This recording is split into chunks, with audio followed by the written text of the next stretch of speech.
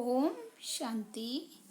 21 जुलाई 2022 की साकार मुरली है। मीठे बच्चे सदा खुशी में रहो तो स्वर्ग की बादशाही का नशा कभी भूल नहीं सकता। आज का प्रश्न है, बाप कौन सी वंडरफुल सैम्पलिंग लगाते हैं? उत्तर है, पतित मनुष्यों को पावन देवता बना देना। यह वंडरफुल सैम्पलिंग बाप ही लगाते हैं। जो धर्म प्राय लोप है उसकी स्थापना कर देना वंडर है। दूसरा प्रश्न है, बाप का चरित्र कौन सा है? उत्तर है, चतुराई से बच्चों को कौड़ी से हीरे जैसा बनाना। यह बाप का चरित्र है। बाकी कृष्ण के तो कोई चरित्र नहीं है, वह तो छोटा बच्चा है। गीत बजा है, रात के राही थक मत जाना। ओम शांति। मीठे मीठे बच्चे जानते हैं कि यह गीत कोई यहाँ का बनाया हुआ नहीं है। गीत जब सुनते हो तो समझते हो कि बराबर बाबा हमारा हाथ पकड़कर ले चलते हैं। जैसे छोटे बच्चे होते हैं, समझते हैं कि हाथ ना पकड़ने से गिर ना पड़े। अभी वैसे तुम जानते हो, घोर अंधियारा है, ठोकरे ही ठोकरे खाते रहती हैं। बुद्धि भी कहती है एक बाबा ही है जो स्वर्ग की सचखंड की स्थापना करने वाला है। ऊंचे से ऊंचा वह सच्चा बाबा है, उनकी महिमा करनी होती है। औरों को निश्चय बुद्धि बनाने के लिए बाप है ही स्वर्ग स्थापन करने वाला अथवा हेवनली गॉड फादर। वही तुम बच्चों को पढ़ाते हैं। हेवनली गॉड फादर माना हेवन स्थापन करने वाला। बराबर हेवन स्थापन करते हैं, फिर हेवन का मालिक है श्री कृष्ण। वह हो गया हेवन रचने वाला और वह हो गया हेवन का प्रिंस। रचता तो एक बाबा ही है। हेवनली प्रिंस बनना है, सिर्फ एक तो नहीं होगा, 8 डिनेस्टी गिनी जाती है। यह भी निश्चय है, बाबा से वर्षा ले रहे हैं। बाबा हेवन का रचयिता है। हम उस बाबा से कल्प कल्प वर्षा लेते हैं, 84 जन्म पूरे करते हैं। आधा कल्प है सुख, आधा कल्प है दुख। आधा कल्प है राम राज्य, आधा कल्प है रावण राज्य। अब हम फिर से श्रीमत पर चलकर स्वर्ग के मालिक बन रहे हैं। यह भूलने की बात नहीं। अंदर में बड़ी खुशी होनी चाहिए। आत्मा को अंदर खुशी होती है। आत्मा का दुख व सुख शक्ल पर आता है।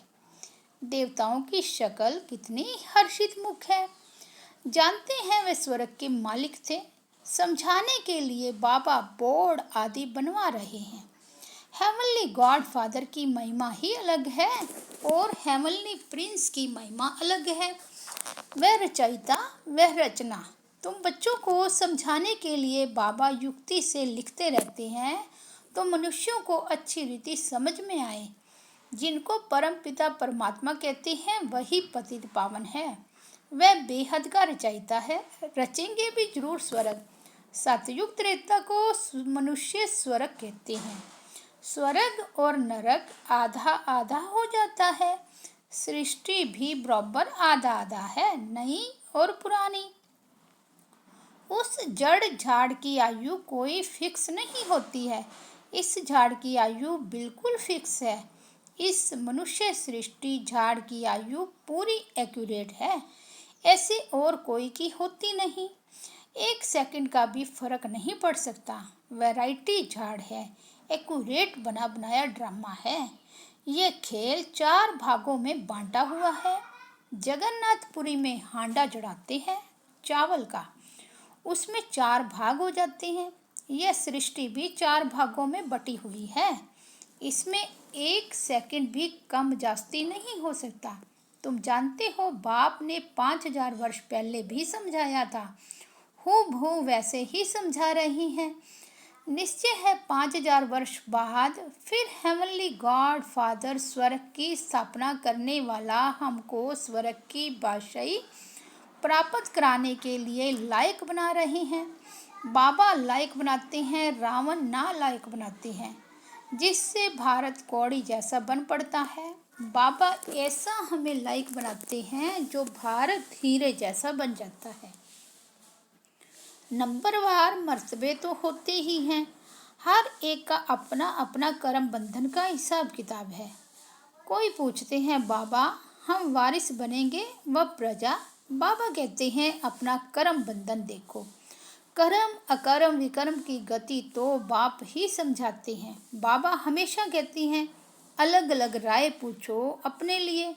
बाबा बताएंगे तुम्हारे हिसाब किताब किस प्रकार के हैं, तुम क्या पद पा सकते हो।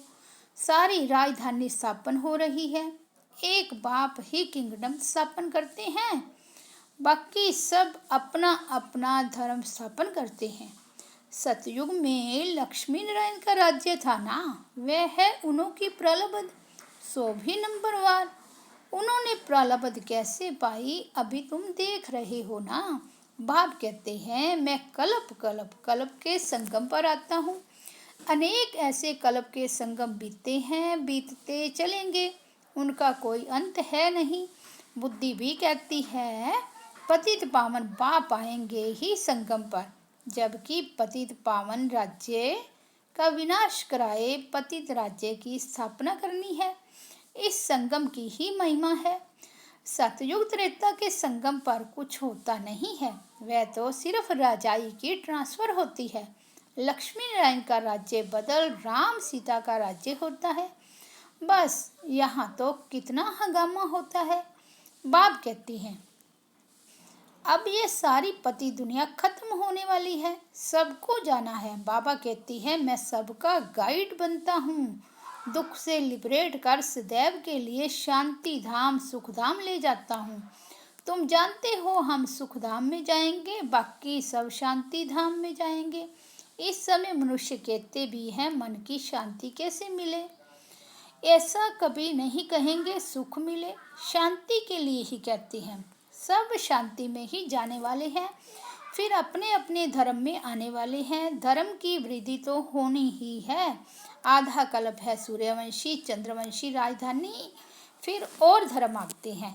अभी आदि सनातन देवी देवता धर्म का कोई है नहीं, धर्म ही प्राय लोप हो जाता है। फिर स्थापना होती है, सैंपलिंग लग रही है। बाप ये सैंपलिंग लगाते हैं, वह फिर झाड़ों आदि की सैंपलिंग लगाते हैं। यह सैंपलिंग कैसा वंडरफुल है। यह भी अपने को देवी देवता धर्म का नहीं कहेंगे। बाप समझाते हैं जब ऐसी हालत होती है तब मैं आता हूँ। अब तुम बच्चों को मैं सब शास्त्रों का राज समझाता हूँ। अब तुम जज करो कि कौन राइट है। रावण है ही रॉन्ग मत देने वाला, इसलिए अनराइटियस कहा जाता है। बाप है ही राइटियस। सच्चा बाबा सच ही बताएंगे, सचखंड के लिए सच्चा ज्ञान बताते हैं। बाकी यह वेद शास्त्र है भक्ति मार्ग के। कितने मनुष्य पढ़ते हैं, लाखों गीता पाठशालाएं अथवा वेद पाठशालाएं होगी, जन्म जन्मांतर से पढ़ते ही आते हैं। आखिर कोई तो एम ऑब्जेक्ट होनी चाहिए। पाठशाला के लिए एम ऑब्जेक्ट चाहिए। श्री निर्वार्थ पढ़ते हैं, एम ऑब्जेक्ट होती है। जो कुछ पढ़ते हैं शास्त्र सुनाते हैं तो श्री निर्वार्थ चलता है। बाकी ऐसे नहीं मुक्ति जीवन मुक्ति को पा लेते हैं वह भगवान को पा लेते हैं, नहीं।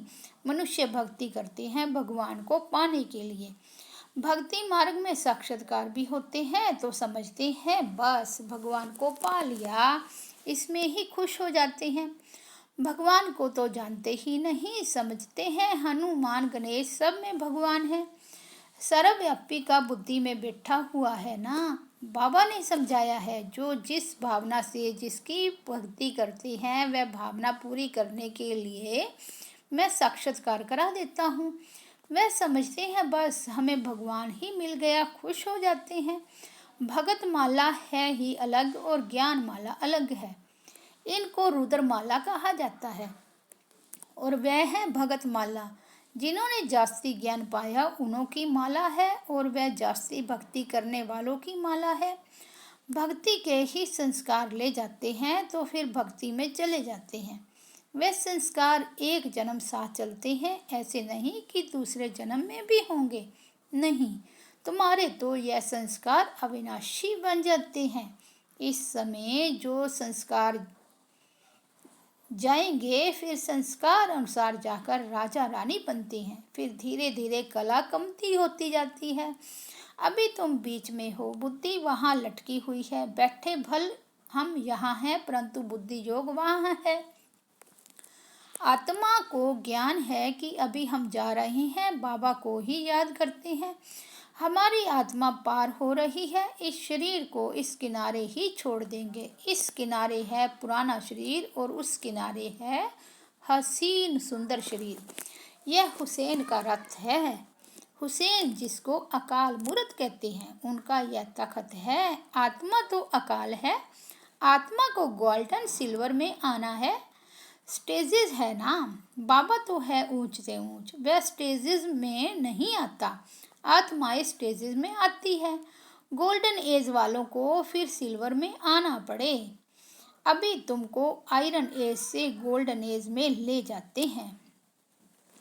अपना परिचय देते रहते हैं। उनको कहते ही हैं हेवनली गॉड फादर। उनका अलौकिक दिव्य जन्म है। खुद बतलाते हैं मैं कैसे प्रवेश करता हूँ। इसको जन्म नहीं कहेंगे। जब समय पूरा होता है तब भगवान को संकल्प उठता है जाकर रचना रचे। ड्रामा में उनका पार्ट है ना। परमपिता परमात्मा भी ड्रामा के अधीन है। मेरा पार्ट ही है भक्ति का फल देना। परमपिता परमात्मा को सुख देने वाला ही कहा जाता है। अच्छा कर्तव्य करते हैं तो अल्पकाल के लिए उसका रिटर्न मिलता है। तुम सबसे अच्छा कर्तव्य करते हो, सबको बाप का परिचय देते हो। अब देखो राखी का त्योहार आता है तो इस पर भी समझाना पड़े। राखी है ही पतित को पावन बनाने की प्रतिज्ञा के लिए। अपवित्र को पवित्र बनाने का रक्षाबंधन है। तुमको पहले पहले परिचय देना है पतित पावन बाप का। जब तक वे ना आए तब तक मनुष्य पावन बन नहीं सकते। बाप ही आकर पवित्र बनने की प्रतिज्ञा कराते हैं। जरूर कब हुआ है जो रस्म रिवाज चली आई है। अब प्रैक्टिकल में देखो, ब्रह्मा कुमार कुमारियां राखी बांध पवित्र रहते हैं। जनेऊ कंगन आदि भी सब पवित्रता की निशानी है। पतित पावन बाप कहते हैं काम महाशत्रु है। अब मेरे साथ प्रतिज्ञा करो कि हम पवित्र रहेंगे। बाकी कोई कंगन आदि पहनना नहीं है। बाप कहते हैं प्रतिज्ञा करो, मुझे 5 विकार दान करो। यह राखी बंधन 5000 वर्ष पहले भी हुआ था। पतित पावन बाप आया था, आकर राखी बांधी थी कि पवित्र बनो, क्योंकि पवित्र दुनिया की स्थापना हुई थी। अब तो नरक है, हम फिर से आए हैं। अब श्रीमत पर प्रतिज्ञा करो और बाप को याद करो तो तुम पावन बन जाएंगे।